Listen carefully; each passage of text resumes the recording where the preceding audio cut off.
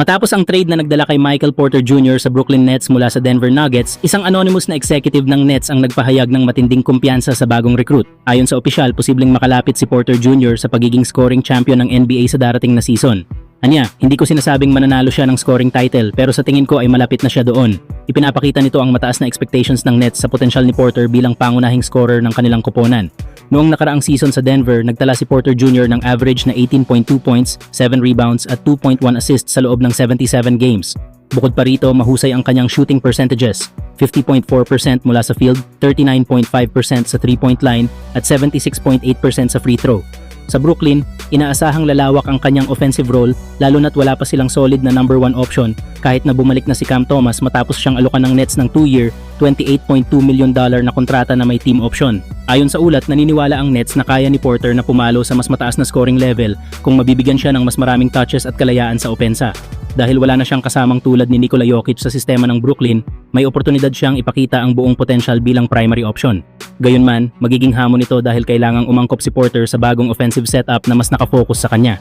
Ang trade na nagdala kay Porter sa Nets ay naganap noong Hunyo kung saan ipinadala siya ng Denver kapalit ni Cam Johnson at isang future first round pick.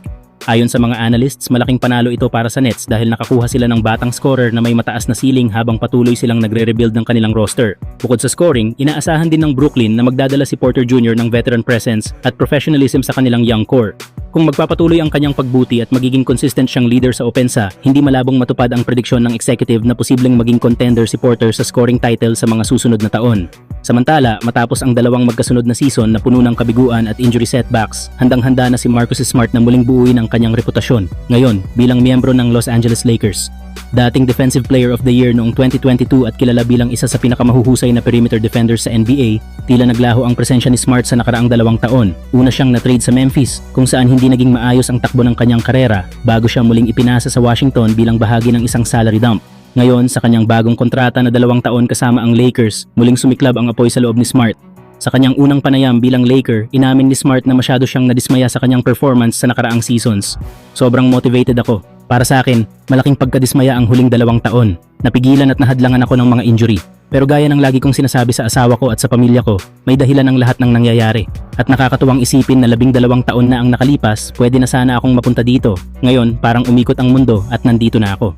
Hindi man maikukumpara ang kanyang estilo ng laro kay Rajon Rondo, may pagkakahawig ang kanilang istorya, parehong dating Celtics point guard na nagtangkang buhayin muli ang karera sa ilalim ng spotlight ng Los Angeles. Dahil sa mga injury sa kanyang kamay at bukong-bukong bumaba ang kanyang produksyon. Ngunit may pag-asa dahil hindi ito mga chronic injuries, maaaring maibalik ni Smart ang kanyang dating anyo. At kung magagawa niya iyon, malaking tulong ito para sa championship aspirations ng Lakers. Sa kasalukuyang roster ng Lakers na may defensive holes at kulang sa grit, swak ang presence ni Smart. Hindi man asahan na siya ibabalik sa 2022 Defensive Player of the Year form, kahit malapit lang dito ay sapat na para maramdaman agad ang kanyang impact sa team. Samantala, maaaring nahanap na ng Los Angeles Lakers ang nawawalang piraso sa kanilang backcourt sa katauhan ni Keon Ellis. Hindi man siya kabilang sa mga malalaking pangalan sa NBA, mabilis siyang nakilala dahil sa kanyang agresibong depensa, hustle plays at matibay na presensya sa court. Sa nakaraang 2024-25 season kasama ang Sacramento Kings, naglaro si Ellis ng 80 games at nagtala ng average na 8.3 points, 2.7 rebounds, 1.5 assists, 1.5 steals at 0.8 blocks sa loob ng 24.4 minutes per game. Bukod sa kanyang depensa, kapansin-pansin din ang kanyang shooting efficiency, 48.9% mula sa field, 43.3% mula sa 3-point line at 84.9% sa free throw. Sa maikling panahon, naging isa siyang maaasahang two-way guard, isang uri ng player na matagal nang hinahanap ng Lakers. Ang Lakers ay kilalang may depth sa opensa sa pangunguna ni Luka Doncic at DeAndre Ayton.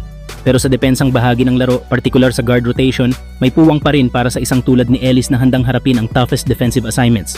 Kilala si Ellis sa kanyang matapang na approach sa laro, hindi umaatras sa kahit sinong bantayan at laging nagbibigay ng energy at hustle kahit coming off the bench. Hindi siya flashy, pero siya ang klase ng glue guy na tahimik lang na nag-aambag ng mahahalagang bagay para manalo ang koponan. Sa kasalukuyan, si Keon Ellis ay papasok na sa huling taon ng kanyang kontrata sa Sacramento Kings para sa 2025-26 season at ito ay may club option. Ibig sabihin, nasa desisyon ng Kings kung i-activate pa nila ang final year ng kontrata niya o hayaan siyang maging available.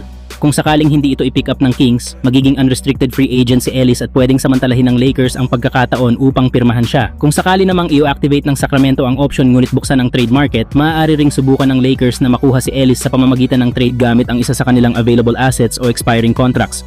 Malinaw na kung bibigyan ng mas malaking role si Ellis, kaya niyang mag-breakout palalo. Kung sakaling mapunta siya sa Lakers, swak ang kanyang estilo sa kanilang pangangailangan, lalo na sa aspeto ng perimeter defense, intensity at off-ball shooting. Sa isang roster na puno ng scorers at playmakers, si Ellis ang pwedeng maging pangbalanse na magpapalalim sa kanilang rotation. Kayong mga idol, dapat bang i-target ng Lakers si Keon Ellis kung sakaling maging available ito? Tingin nyo ba siya na ang pwedeng maging depensibong alas ng bagong Lakers core?